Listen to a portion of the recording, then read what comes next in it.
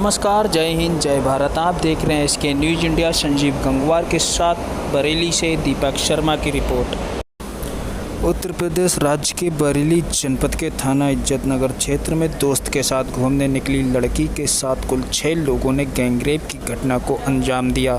दोनों को मोटरसाइकिल से जागते वक्त कुछ लोगों ने जबरन रोक लिया और मारपीट शुरू कर दी। लड़की को पीटने के साथ लड़की के साथ छेड़छाड़ की और पास ही के खेत में ले जाकर गैंगरेप किया। घटना का खुलासा तब हुआ जब लड़की अपने दोस्त के साथ थाने पहुंची और अपनी आप बीती बताई। घटना का खुलासा होते ही थाने में हड़कंप मच गया और पुलिस एक्शन में आ गई।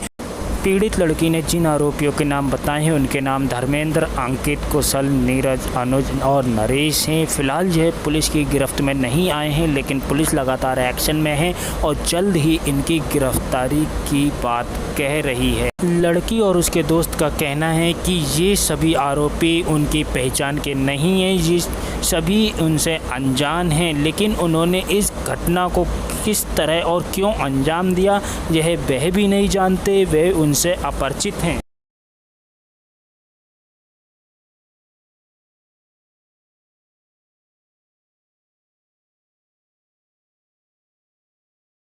बात यह है, मैं अपने दोस्त के साथ घूमने गया था, तो रास्ते में ये मिली हमें। रास्ते में हम लोग फिर वो घूमने गए थे, ठीक है। हम आ रहे थे मतलब घूम के, तो ये हमें रास्ते में ये मिली, तो हम लोग घूमने गए थे। तो रास्ते में वो वहाँ पर जा रहे थे गांव की साइड, मतलब जाते ही हैं घूमने, तो गांव की साइड घूमने जा रहे थे तो कुछ लड़के मिले, 4-5 लड़के थे, पता नहीं कौन थे, और हमें मिले। हम लोगों को रोक लिया, चाकू वगैरह भी था और डंडा उन्होंने निकाला, और मतलब डंडा निकालने के बाद मुझे खींच के उतार लिया। उन्होंने फिर मेरे डंडा मारा, उन्होंने बहुत तेज़ डंडा मारा, मेरे बेत भी छप गई थी। और उन्होंने जब डंडा मारा तभी लड़की को भी साथ मतलब खींचातानी हुई, लड़की को भी उतारा, साथ में लड़का था उसे उसकी गाड़ी खड़ी कर दी गई। अब हमें मारने लगे, हमसे पूछ रहे थे कहाँ रहते हो, क्या है क्या नहीं। उसके बाद हम मतलब चंगड़ मारते रहे, गिरा दिया। लड़की के साथ छेड़छाड़ कर रहे थे। जो तीसरा वाला लड़का है, जब तक हमें मार रहे थे, वो तीसरा वाला लड़का गाड़ी लेके फरार हो गया। गाड़ी लेके निकल गया, भाग गया। तो जो आपके ये दोस्त है इसके साथ कुछ गलत काम किया, क्या किया? हाँ जी, तो मतलब वहाँ पर हम लोग बैठ गए। फिर उन्होंने कहा ऐसा यहाँ बैठो, तो हम दोनों के फ़ोन छीन लिए गए। फ़ोन छीनने के बाद उन्होंने बैठाला, पूछा और मार रहे थे, कुछ पूछ नहीं रहे थे। हमने कहा हम घर पे फ़ोन कर दे रहे हैं। बोले ऐसा है, अभी तुम्हें चौकी ले जाया जाएगा। तो मैंने ठीक है, हमारी कोई गलती नहीं है, आप हमें ले आओ और मम्मी पापा को फ़ोन कर दो। तो बोले अपने घर पे फ़ोन लगाने के लिए फ़ोन भी नहीं दे रहे थे। तो उसके बाद उन्होंने चंगड़ लगाना शुरू कर दिए और मतलब लातों होशों से भी मारा मुझे। 2 दिन तक तो मुझे होश भी नहीं आया। फिर उसके बाद उन्होंने मतलब लड़की को मतलब मुझे बेहोश कर दिया और मुझे अलग फेंक दिया, खेत में डाल दिया। खेत में डालने के बाद मेरी हालत इतनी अच्छी नहीं थी जिससे कि मैं उसे बचा सकता था।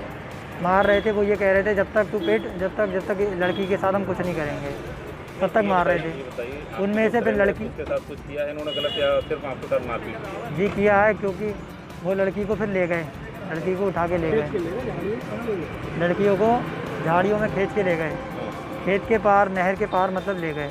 नहर के पार ले जाने के बाद उसके साथ जो भी किया इस बारे में मुझे नहीं पता है। कौन सी क्लास पढ़ते हैं आप? मैं इस समय 12th में आया हूँ। और ये आपकी फ्रेंड?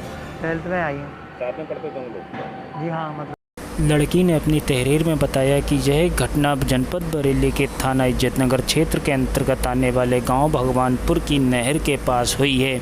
यह घटना उसके साथ कुछ दिन पहले हुई थी, लेकिन लोज लाज के चलते उसने यह घटना किसी को नहीं बताई और चुपचाप बैठी रही।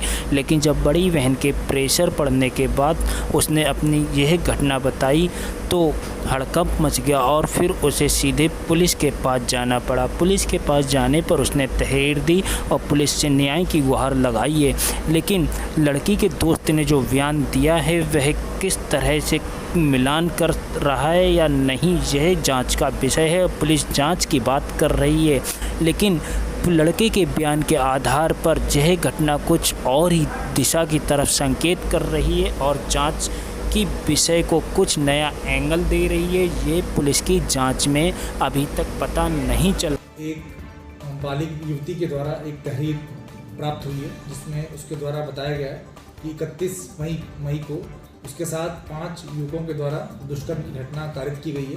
पुलिस के द्वारा तत्काल ही इसमें मुकदमा पंजीकृत किया जा रहा है और जो वादिनी है उसका मेडिकल के लिए भेजा जा रहा है। साथ ही साथ 164 CRPC के बयान की कार्रवाई भी की जा रही है और जो 5 नामजद अभियुक्त हैं उनकी गिरफ्तारी के लिए पुलिस की टीमें लगा दी गई हैं और इसमें साक्ष्यों के आधार पर जो संपूर्ण कार्रवाई है उसको किया जाएगा।